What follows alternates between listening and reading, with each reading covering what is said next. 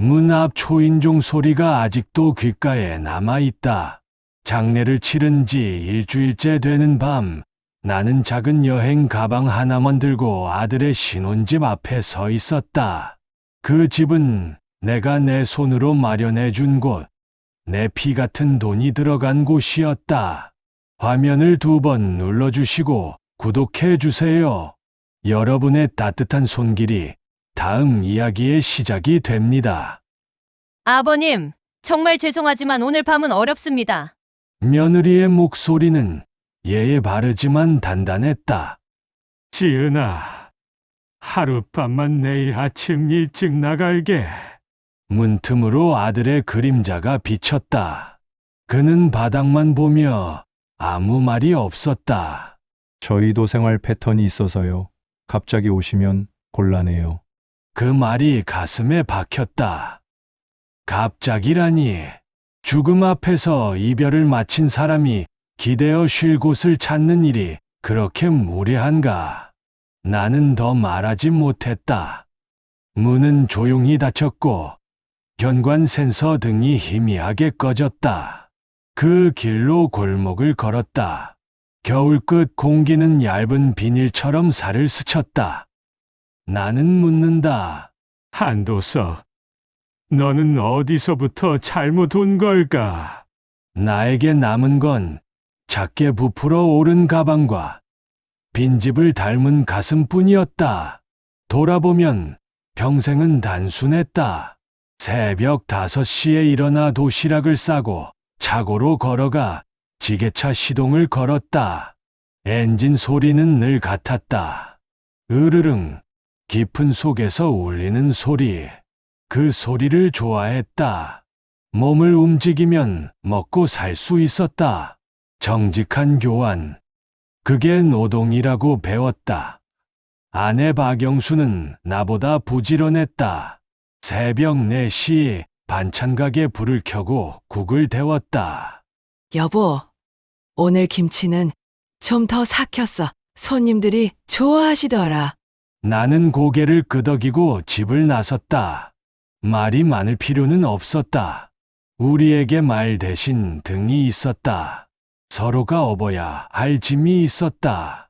아들 민재가 태어나고부터 돈의 방향은 한 가지였다.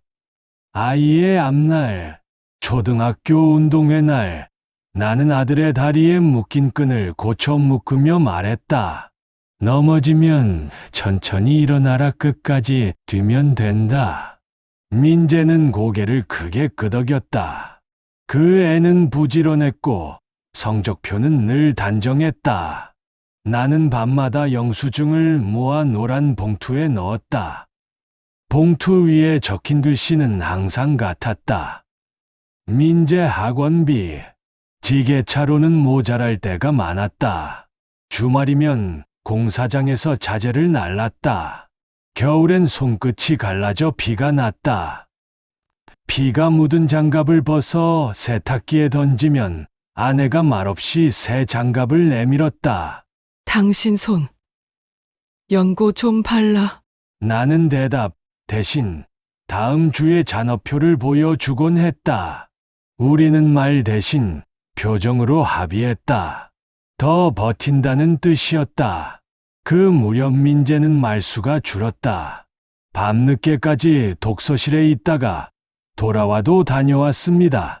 한마디뿐. 사춘기란 그런 줄 알았다. 때로는 부엌 창문으로 새벽을 보며 스스로 다짐했다. 괜찮다. 이 시기가 지나면 괜찮다. 그 다짐이 쌓여 집 한 채가 되었다. 민재가 대학에 합격했을 때 시장 골목이 작은 축제처럼 떠들썩했다. 아내는 떡을 돌리며 웃었다. 우리 아들 잘했다. 당신도 고생했어. 나는 그날만큼은 지게차를 늦게까지 씻었다. 엔진을 닫고 페달을 닫고 내 손에 굳은 살을 바라보았다. 이 손으로 길을 냈다고 믿고 싶었다. 군대를 다녀오고 취업을 했다. 첫 월급날 민재가 봉투를 내밀었다. 아버지, 어머니, 제가 드릴 수 있는 건 이것뿐이에요. 나는 봉투를 받지 않았다. 그걸로 내 신발을 사라. 오래 가는 걸로. 아내는 그 봉투를 다시 돌려주며 말했다. 마음은 받았다. 결혼 이야기가 나왔을 때 나는 볼펜을 꺼냈다. 식탁 위 장부 옆에 놓고 조심스레 말을 꺼냈다. 민재야, 집은 아버지가 마련하마 대신 우리 늙으면 내가 살뜰히 보살펴다오. 며느리가 될 지은이도 고개를 끄덕였다. 네, 부모님께 누업도록 하겠습니다. 그날 우리는 법무사를 찾아가 문장을 확인하고 도장을 찍었다. 부양을 조건으로 함. 도장은 작았지만 무거웠다. 인주가 마르기 전 나는 마음속으로 계약을 한 번 더 읽었다. 부양, 나이 든 사람들이 마지막으로 기대는 단어. 아파트는 도심 외곽, 작은 산이 보이는 층이었다. 값은 아득했지만 계산은 단순했다. 내가 살아서 번 돈과 내가 죽으며 남길 돈의 합. 은행 서류의 숫자가 찍힐 때 손이 약간 떨렸다. 8억. 아내는 현관의 빈 신발장에 작은 라벨지를 붙였다. 민재지은. 그건 축복의 이름표였다. 우리는 그것이 오랫동안 반짝일 거라고 믿었다. 시간은 생각보다 빨리 흐른다. 신호는 분주했고 우리는 방해하지 않으려 조심했다. 전화는 짧아졌다. 명절 약속은 다음 해로 미뤄졌다. 나는 스스로를 설득했다. 젊을 땐 다 그런 법이다. 일하느라 바쁜 거다. 아내도 말했다. 조급해하지 말자. 우리도 그랬잖아. 그러나 아내의 체력이 눈에 띄게 줄었다. 가게에서 구글졌던 손에 힘이 빠지고 계단을 오르다 숨을 몰아쉬었다. 검사 결과를 듣던 날 병원 복도 끝에서 우리는 서로의 손목을 잡았다. 의사는 조심스레 말했다. 치료가 길어질 수 있습니다. 그 말의 실제 길이는 1년이었다. 아내의 입술에서 가장 많이 들은 말은 미안이었다. 가게 걱정하지 마. 천천히 하자. 나는 알았다. 이 집의 뿌리가 흔들리고 있다는 것을. 그즈음 나는 아들의 집을 한번 찾았다. 현관 앞에서 초인종을 눌렀을 때 인터폰 화면 너머로 지은의 얼굴이 작게 떴다. 아버님, 미리 말씀 주셨어야죠. 저희 지금 준비가 안 돼서요. 얼굴만 보고 가. 문 앞에 두고 가실 물건 있으시면 두시고 가세요. 문은 열리지 않았다. 나는 빈손이었다. 나는 다시 나를 설득했다. 잠자. 지금은 아닌가 보다. 간병비가 늘어났다. 약봉지는 비닐봉지를 가득 메웠다. 지게차 조종석에서 손등이 떨릴 때면 나는 페달을 살짝 밟아 엔진음을 키웠다. 사람은 소리에 기대어 버틴다. 나에겐 엔진 소리가 그랬다. 아들에 대한 자랑은 여전히 입끝에 맴돌았다. 동네 어르신들이 민재 잘 지내지? 물으면 나는 짧게 웃으며 대답했다. 바쁘게 산다오. 젊을 때는 바빠야지. 기준은 내가 정했다. 부모란 그런 거다. 자식에게 유리한 쪽으로 해석하는 습관. 그 습관 덕에 우리는 많은 밤을 건넜고 아침에 다시 일을 나갔다. 장례를 치르고 돌아오는 길 나는 지나온 시간을 오래 들춰보았다. 내가 한 선택들이 정말 아이에게 짐이었을까? 아니면 등불이었을까? 그 질문은 아직도 답을 주지 않는다. 다만 분명한 건 한 가지. 내가 그 집의 초인종 앞에서 들었던 말들이다. 오늘 밤은 어렵습니다. 생활 패턴이 있어서요. 그 말들은 인주처럼 번지지 않았다. 또렷하게 마르고 내 마음 위에 선명하게 찍혔다. 나는 다시 가방을 내려다보았다. 셔츠 2장, 양말, 면도기. 사람이 늙으면 짐이 가벼워진다고 했다. 그러나 마음의 무게는 반대로 늘어난다. 그날 나는 처음으로 생각했다. 법은 무엇을 위해 있는가? 약속을 지키지 않아도 되는 시대라면 도장은 왜 찍는가? 나는 대답을 찾기 위해 길을 걸었다. 가로등 불빛이 길게 늘어졌다. 내 그림자도 길어졌다. 그리고 마음속에서 아주 작은 문이 하나 열렸다. 다음 장부를 쓰자. 이번에는 내 남은 삶을 위한 장부를. 나는 내일 법무사를 찾아갈 것이다. 하지만 그 전에 오늘 밤만은 내 지난 시간을 정리한다. 새벽마다 울리던 알람, 손바닥에 굳은 살, 봉투 위에 글씨, 아내의 라벨지. 그 모든 장면이 모여 한 사람의 인생을 만들었다. 이름은 한도석, 나이는 73. 나는 내 이름을 도박도박 마음속에서 불러본다. 한동안 잊고 지낸 이름. 이제는 그 이름으로 살아볼 생각이다. 아내가 세상을 떠난 지 어느덧 7일째 되는 날이었다. 시간이 그렇게 흘렀다는 사실이 믿기지 않았다. 집 안의 공기는 여전히 그날의 온도를 품고 있었다. 냉장고 속엔 아내가 미처 먹지 못한 반찬이 그대로 있었고, 식탁 한쪽에는 그녀의 안경이 아직 펼쳐져 있었다. 나는 그 안경을 손에 쥐고 한참을 바라봤다. 렌즈 위에는 희미한 지문이 남아 있었고, 그 지문 하나에 그녀의 온 인생이 담겨 있는 것 같았다. 여보, 나 아직도 당신이 이 집 어딘가에 있는 것 같아. 그 말이 내 입에서 저절로 새어나왔다. 밤마다 불 꺼진 방 안에 앉으면 그녀의 숨소리, 그릇을 내려놓는 소리, 심지어 기침 소리까지 들리는 것 같았다. 사람이 떠난 자리에는 공기가 남는다고들 한다. 그 공기가 나를 붙잡고 있었다. 그날 밤, 나는 이불을 덮지 않은 채 소파에 앉아 있었다. 차가운 공기가 허벅지를 스쳤다. 휴대폰을 들어 아들에게 전화를 걸었다. 길게 울리는 신호음이 끝나자 들려온 짧은 목소리. 아버지, 무슨 일이세요? 그 짧은 문장 안에 낯선 벽이 느껴졌다. 나는 괜히 웃으며 대답했다. 그냥 잠이 안 와서 내 목소리 듣고 싶었다. 아, 저 지금 좀 바빠요. 내일 전화 드릴게요. 신호음이 끊기자 내가 살아온 70년의 세월이 허공 속으로 사라지는 기분이었다. 나는 그날 밤 내내 잠을 이루지 못했다. 그리움과 분노, 후회와 허무가 뒤섞였다. 그래도 내 아들이잖아.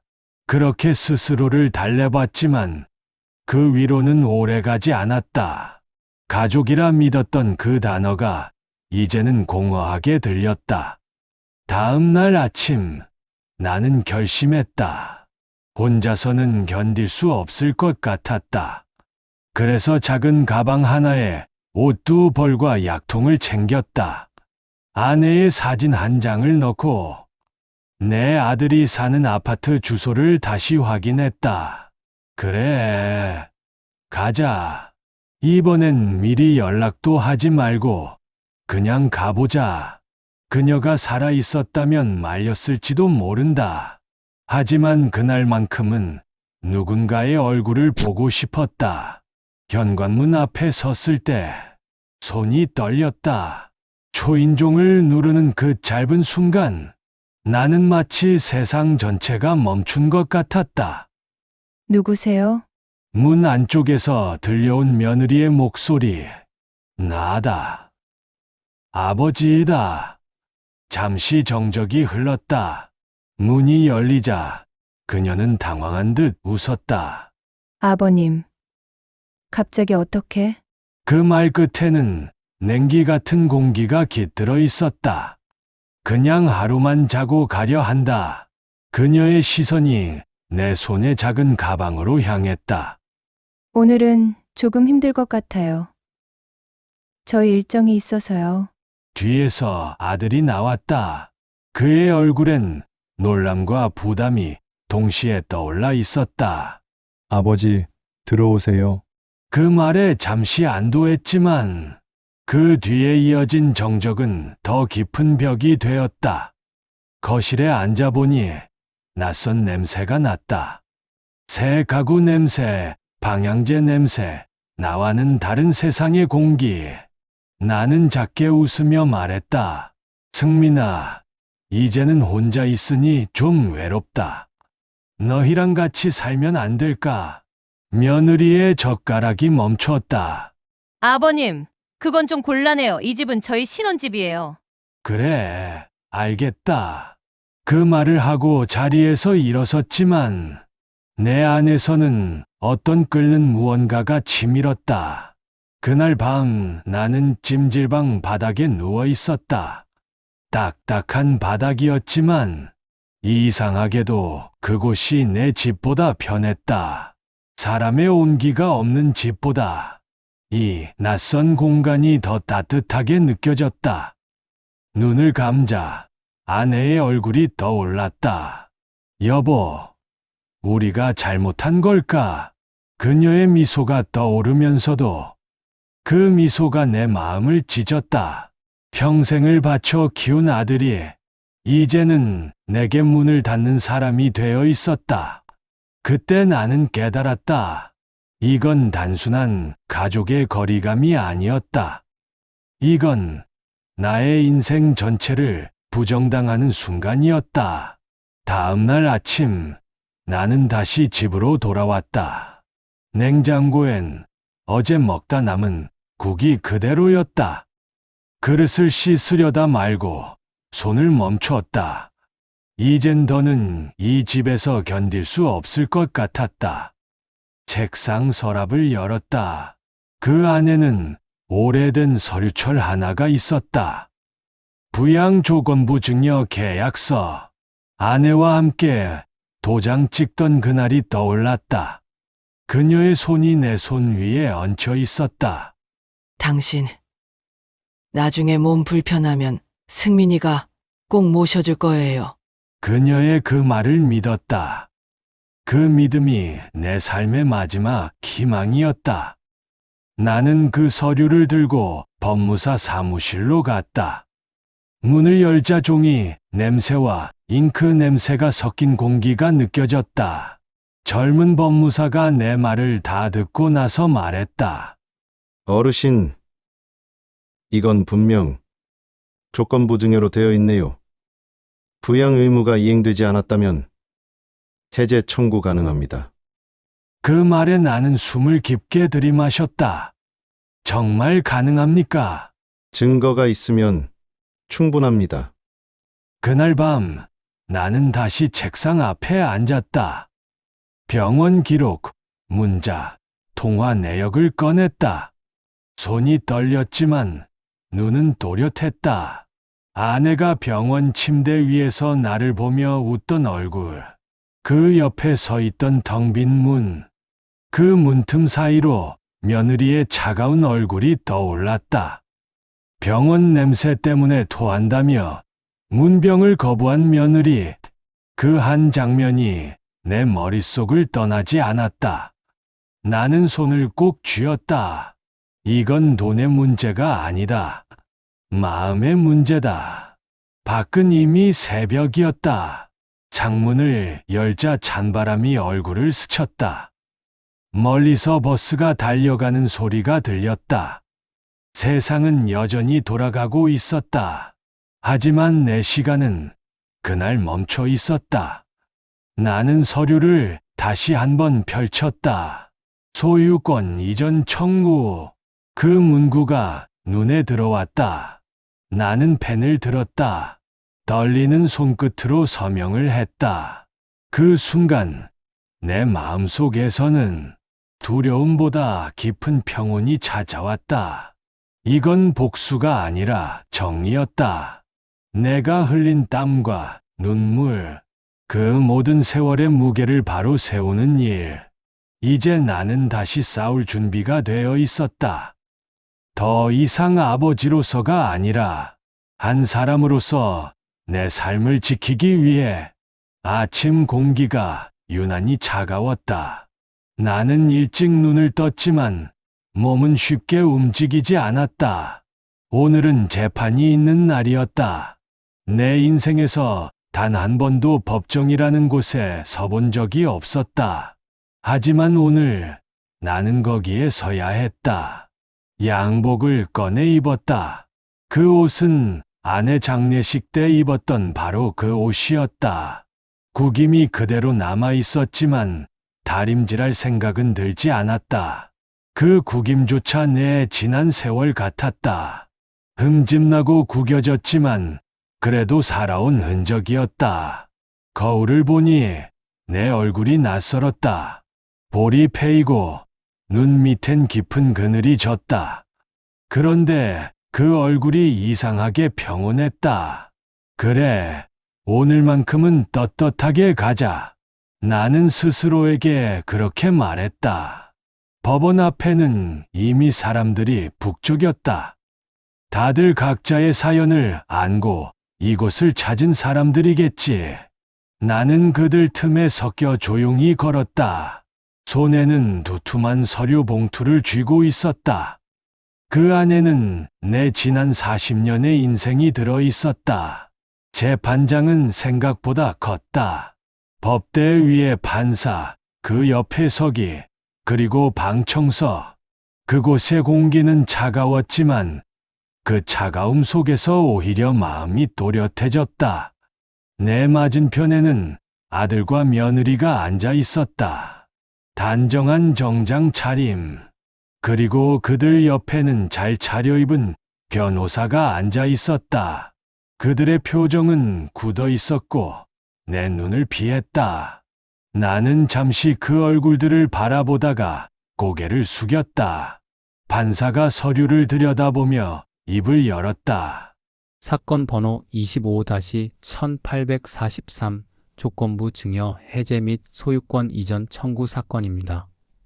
그 한 문장이 내 가슴에 쿵 하고 내려앉았다.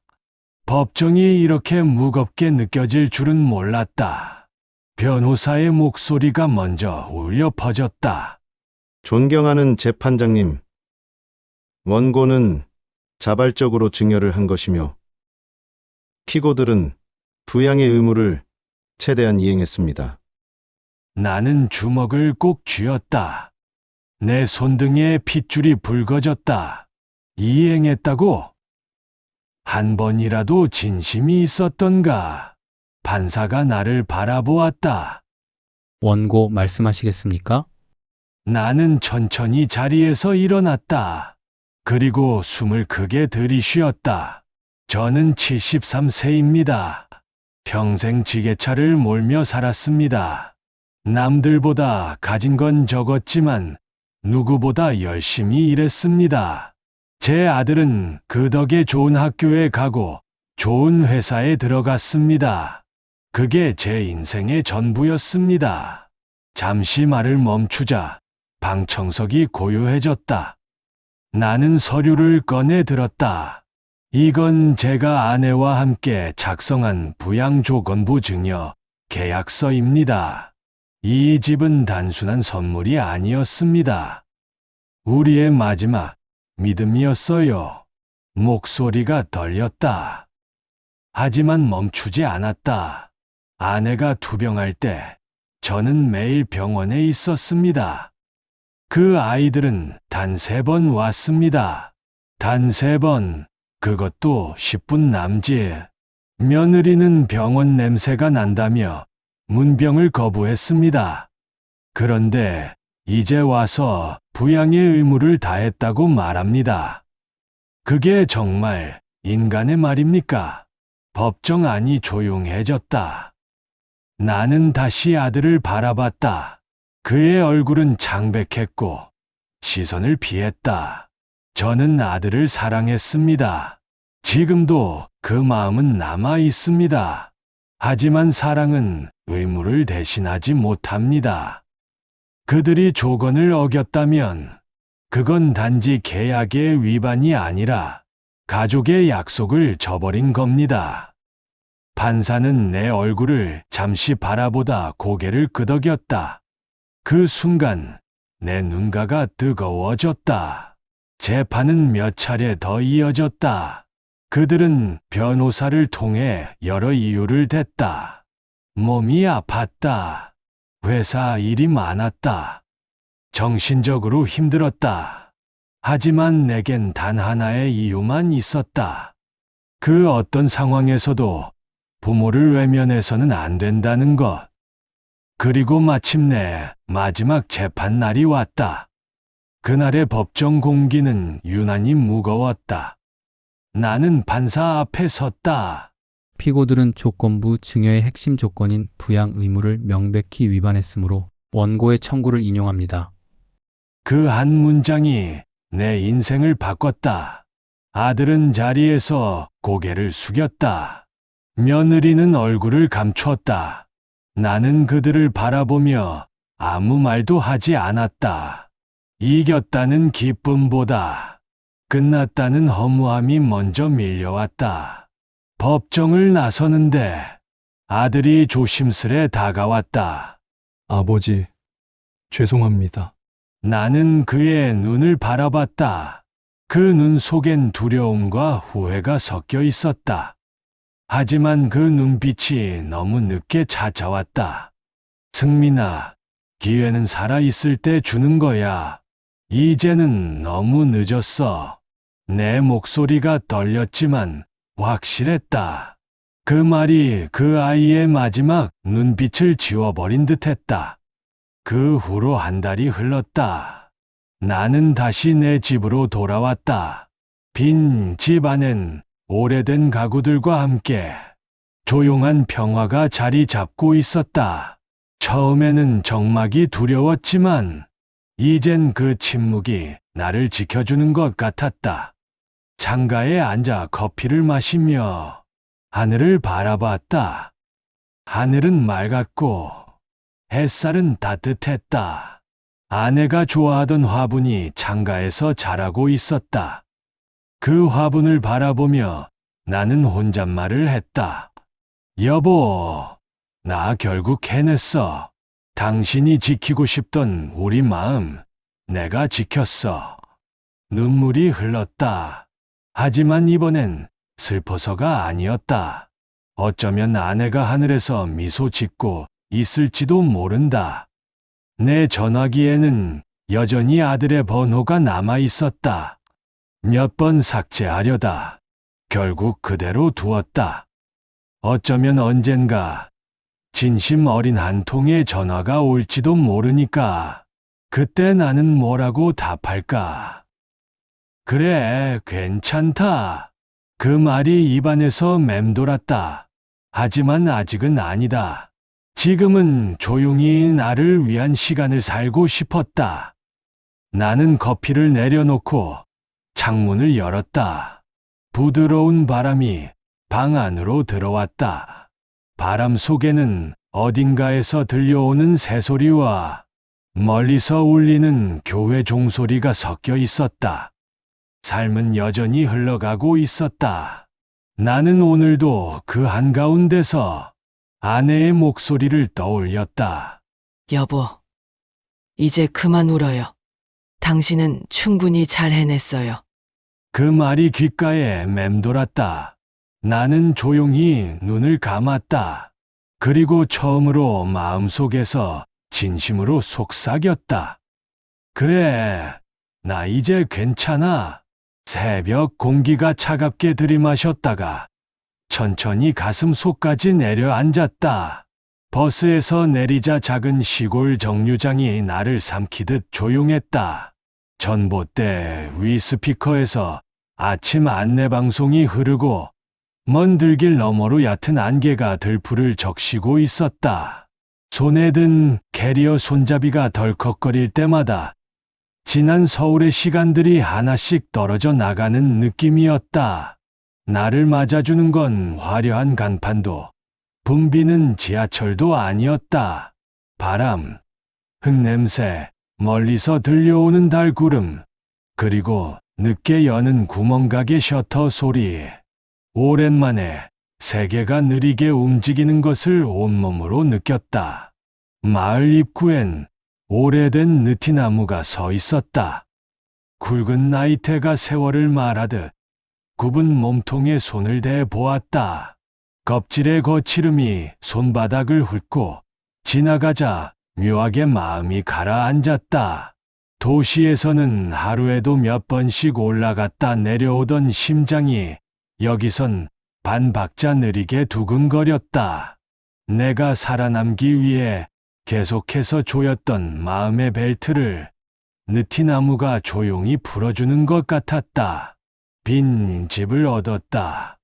방 두 칸에 부엌 하나, 오래된 기름, 냄새와 볕이 좋은 창, 주인이 남겨둔 반쯤 삭은 장독과 낡은 호미, 벽에 걸린 달력은 작년에서 멈춰 있었다.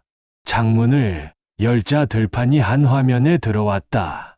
바람이 밀려와 흙냄새를 들이밀고 멀리 논둑 위를 하얀 외가리 한 마리가 천천히 걸었다.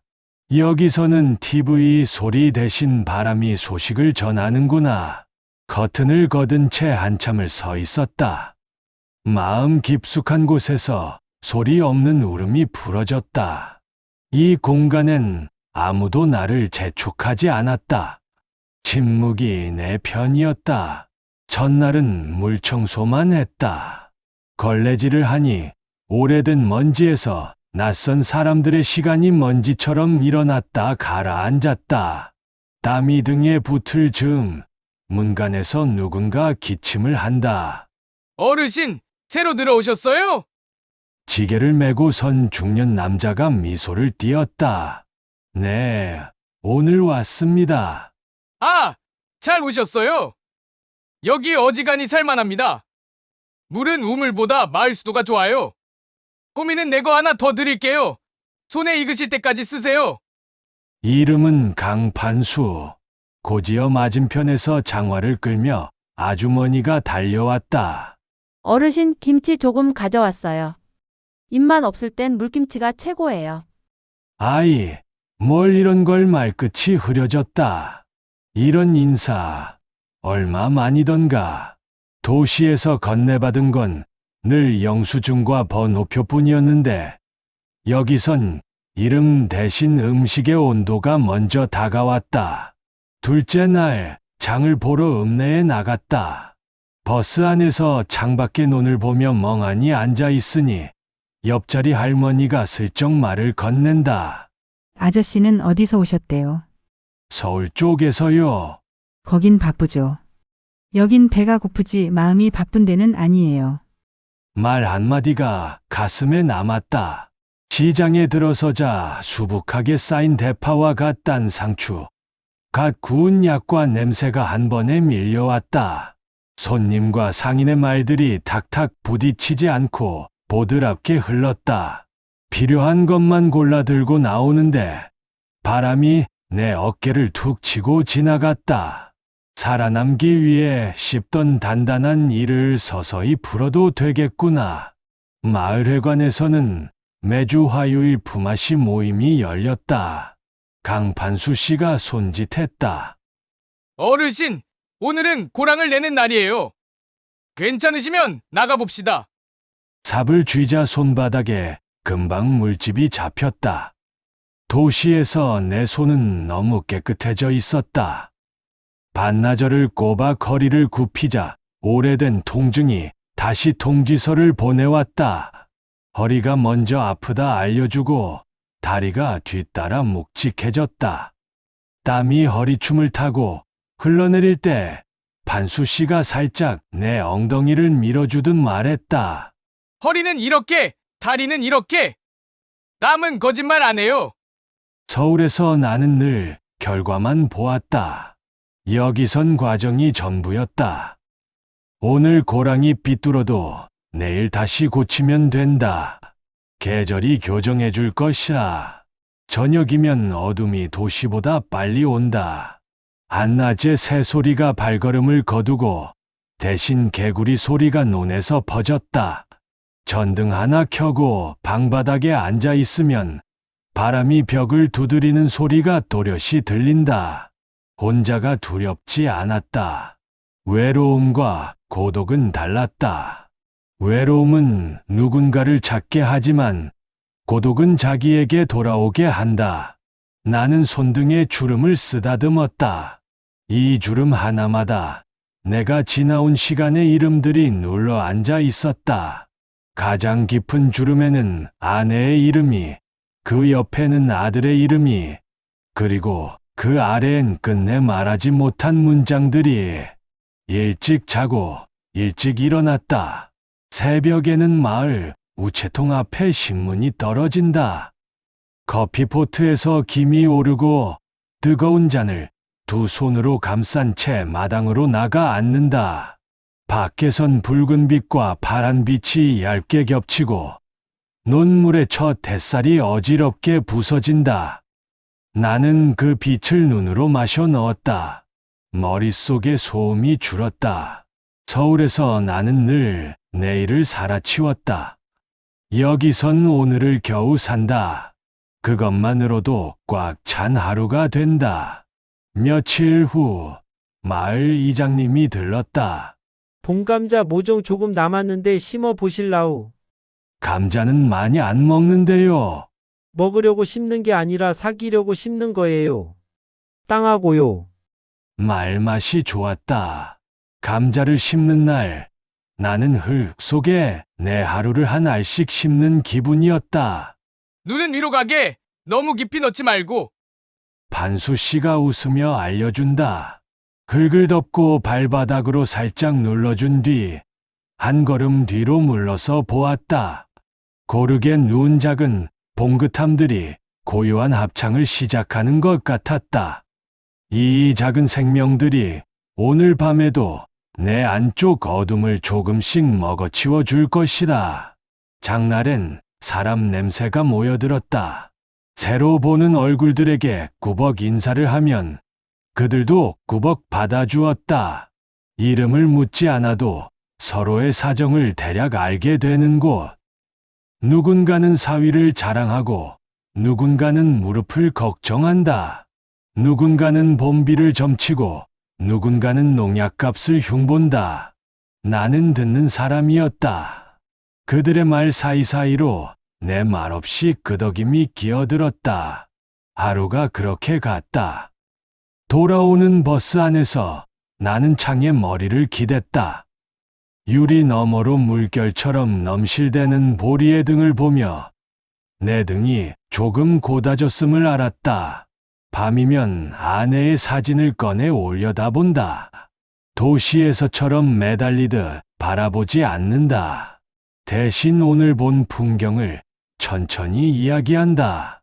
아침엔 외가리가 왔어. 감자 눈이 올라오기 시작했고 물김치가 생각보다 맛있더군. 그러면 사진 속 그녀가 금방이라도 웃을 것만 같다. 이곳의 시간 속에서 그녀는 좀 더 편안해졌다. 더 난 사람을 잊는 법은 기억을 지우는 게 아니라 기억을 다른 색으로 덧칠하는 일인지도 모른다. 검은색 위에 연두빛을 칠하고 그 위에 다시 흑색을 얹는다. 그러다 보면 어느 순간 울컥하는 검은색이 덜해진다. 덜해진 만큼 하루가 들어앉는다. 여름 문턱, 비가 왔다. 지붕을 두드리는 소리가 북처럼 울렸다. 처마 끝에서 물이 실처럼 떨어졌다가 갑자기 폭포처럼 쏟아지기도 했다. 그날 나는 비를 보며 오래 앉아 있었다.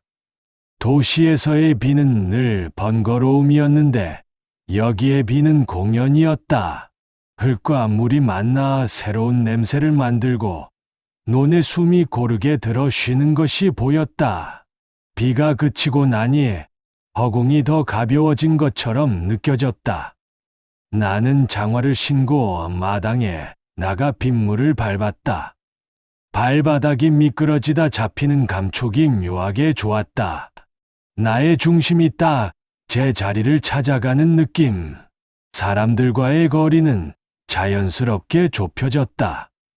누가 먼저 친해지자고 손 내밀지 않아도 매일의 일과가 서로를 충분히 소개해 주었다. 어르신, 오늘은 콩 다작 좀 봐주실라우? 허리 괜찮으시겠어요? 날씨, 허리, 김, 물, 벌레. 소소한 단어들이 서로를 안부처럼 감싸고 돌아다녔다. 나는 도시에서 잊고 지는 말들의 온도를 다시 배우는 중이었다. 부탁은 곧 신뢰였고, 신뢰는 곧 이름이었다. 어느 저녁, 회관에서 국수를 삶아 먹으며 누군가 말했다. 여긴 잘 못해도 괜찮아요. 내일 다시 하면 되니까. 나는 웃었다. 그 말 하나로 내 오래된 자책 몇 개가 제자리에서 풀려났다. 밤마다 내 속 깊은 곳이 조금씩 넓어졌다. 예전 같으면 생각이 벽처럼 앞을 막아섰는데 이제는 생각 자체가 바람처럼 드나들었다. 그 바람은 딱히 문을 두드리지 않았고 나는 굳이 쫓아내지 않았다. 그러다 문득 아들의 얼굴이 떠오르면 나는 창밖 어둠을 오래 바라보았다. 미움과 그리움은 늘 붙어 다녔다. 미움의 뿌리는 절망이고 그리움의 뿌리는 사랑이었다. 내가 두 발로 밟고 선 이 땅은 두 뿌리를 함께 품었다. 그래서일까 어느 날부터 아들의 이름을 마음속에서 불러도 가슴이 덜 아팠다. 비옥해진 흙처럼 내 안도 그런 걸까. 가을이 오기 전 감자 줄기를 걷었다. 땅을 살짝 파니 알이 소심하게 고개를 내밀었다. 어미 끝으로 톡톡 두드려보며 손으로 더듬어 꺼냈다. 큰 것, 작은 것, 흠집난 것, 모르고 두 개부터 자란 것.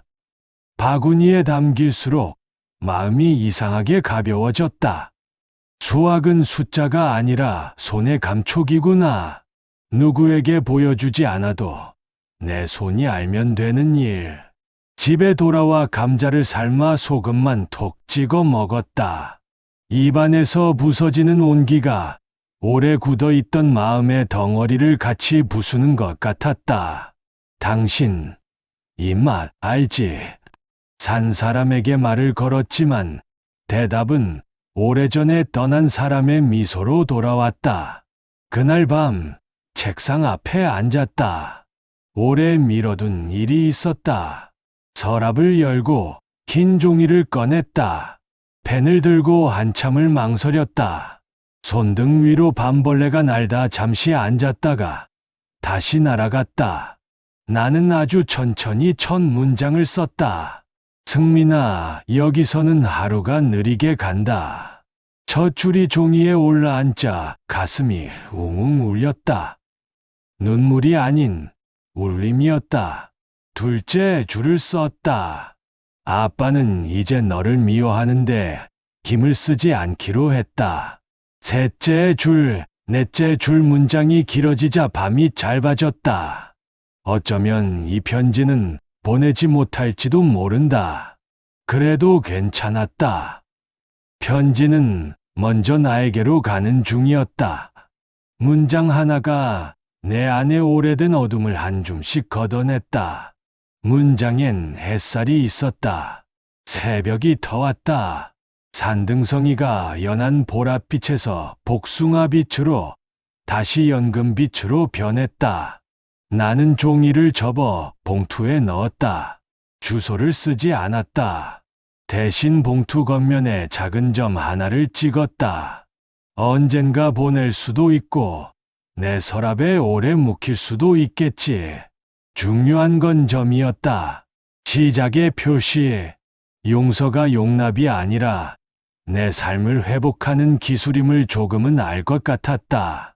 미움으로 내 시간을 채울수록 내 시간은 그 사람의 것이 된다. 나는 내 시간을 나에게 돌려주기로 했다. 이 마을, 이 흙, 이 바람의 속도로 해가 올라오자 닭이 울었다. 오늘도 물을 길어와 마당 구석에 뿌릴 것이다. 구멍 난 호스를 임시로 감아 쓰다가 반수 씨에게 빌린 새 호스를 연결해 볼 생각이다. 감자 텃밭엔 닭발 같은 잡초가 다시 올라오겠지. 허리를 펼 때마다 아내가 남긴 수건 냄새가 한 번씩 지나간다. 그 냄새가 사라질까 두려웠는데 이제는 덜 두렵다. 사라져도 괜찮을 만큼 오늘의 냄새가 진해졌다. 젖은 흙, 갓 끓인 보리차, 창틀의 나무, 햇볕에 데워진 이불. 이 냄새들이 서로 얽혀 나를 덮는다. 나는 천천히 숨을 들이마셨다. 숨이 길어졌다. 숨이 길어질수록 산도 길어졌다. 문득 내 손에 잡히는 것이 많아졌음을 안다. 호미의 무게, 감자의 온기, 봉투의 얇음, 이웃의 손의 거칠음, 바람의 결. 손이 기억하는 것들이 늘어나자 마음이 덜 흔들렸다. 도시에서 나는 생각으로 버텼다. 여기선 감각으로 버틴다. 감각이 제때 말을 걸어주면 생각은 조금 쉬어도 된다. 생각이 쉬자 마음이 말을 배웠다. 마음이 말하길 이제 괜찮다고.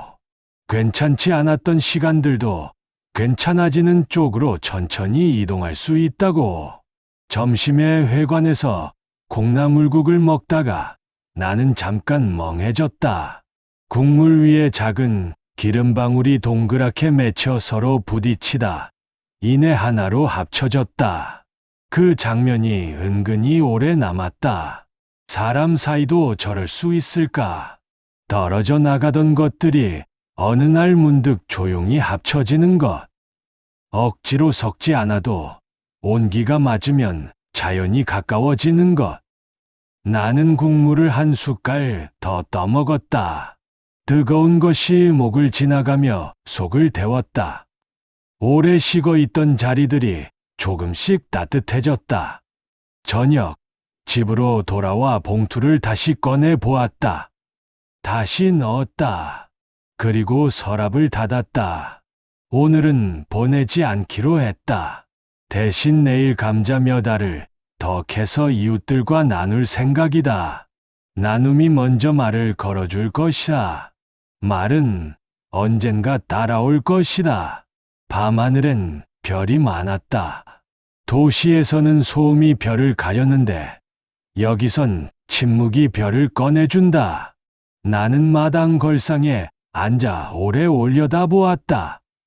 별을 올리는 동안 내 마음도 천천히 올라갔다.